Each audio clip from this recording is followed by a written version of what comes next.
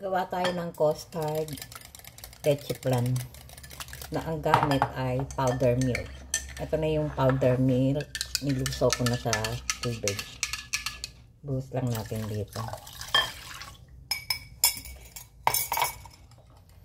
Nilagyan natin ng kalamansi juice. Konti lang. Tsaka konting asukal. Lagyan natin asukal.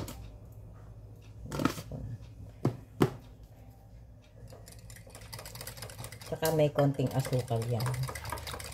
Lagyan natin ng konting cornstarch. Konti lang para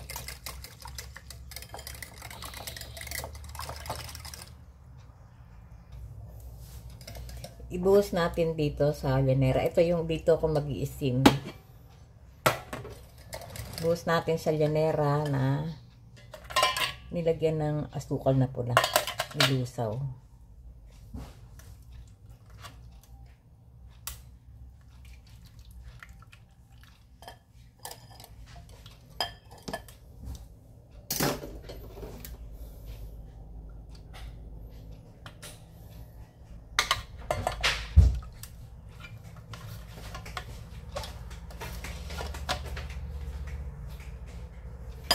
Ito, pasisingawan na natin leche flan. Nagpakulo na ako ng tubig. Hindi lang natin. Takatakpan natin. Papalutuin natin ng 30 minutes.